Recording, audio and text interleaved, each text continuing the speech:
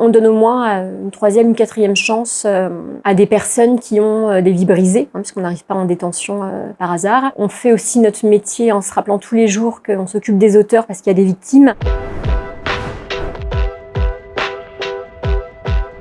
Julie Latou, je suis directrice des services pénitentiaires et depuis un peu plus de 18 mois, je dirige le centre pénitentiaire de Saint-Denis.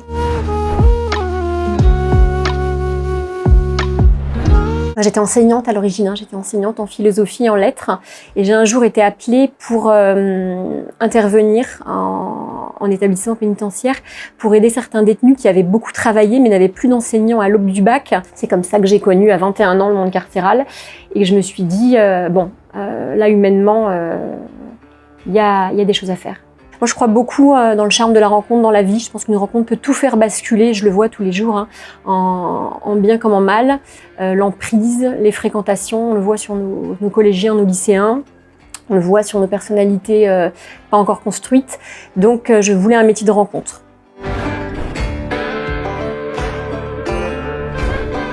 J'ai pour l'instant pas trouvé de métier où la relation humaine était aussi pluricolore, aussi riche. Donc on va quand même au tréfonds de l'âme humaine avec les personnes détenues. On va puiser de la ressource et de la foi là où tous les autres services publics, où la famille, ou les amis, ou l'école, l'hôpital, ou l'aide sociale à l'enfance a échoué. Et puis après, avec les personnels, on a quand même des personnalités extrêmement attachantes au sein de cette administration qui est la plus grosse direction du ministère et qui est assez méconnue.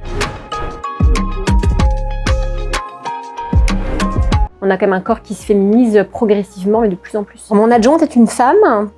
Le reste de l'équipe, catégorie A, est masculine, mais j'ai des surveillantes, j'ai des officiers femmes, j'ai des infirmières, j'ai des enseignantes, donc je suis loin d'être esseulée. Pour les profanes qui ne connaissent pas bien le ministère de la Justice, souvent de l'étonnement, on fait répéter 2 à 3 fois si vraiment je suis en haut de la pyramide et que c'est bien moi qui dirige. On me demande mon âge, du coup, sans trop de gêne pour vérifier que ce que je dis est bien vrai.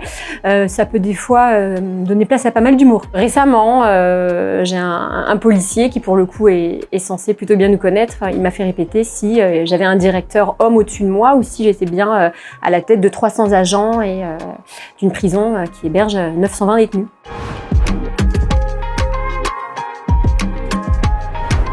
On entend beaucoup de choses parce que il suffit de regarder les séries télé. Les séries télé, elles tournent entre le monde des avocats, le monde de l'hôpital ou le monde de la police. À la croisée de ces 3 chemins, vous avez souvent la prison. Souvent, moi je rigole quand je vois des films, à moins que les séries télé se soient rapprochées de l'administration pénitentiaire pour tourner. Ça a été le cas par exemple d'une série comme Engrenage. Ils n'ont pas gagné un Emmy Awards pour rien, ils ont accepté de se rapprocher vraiment de notre vraie vie pour reprendre nos postures professionnelles.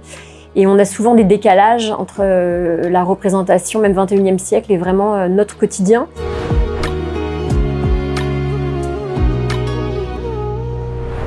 Alors une femme puissante, pas forcément, parce que j'exerce principalement entre les murs. Donc une grosse partie de mon action n'est pas forcément visible, mais j'ai par contre un sentiment d'utilité qui irradie loin et bien au-delà des murs pour le coup. Ce qui reste quand même prioritaire pour moi, c'est de continuer cette mission qui est particulièrement noble pour notre société, mais en préservant au maximum l'entièreté de mes collaborateurs, de mes partenaires, puisque la mission est de plus en plus complexe. Il y a de moins en moins de personnes qui veulent s'y coller. Et voilà, le but, c'est encore de convaincre et d'accompagner les personnes dévouées à la tâche que notre mission, elle est essentielle et que notre société, elle ne peut de toute façon pas se passer de prison et de challenge de prévention de la récidive.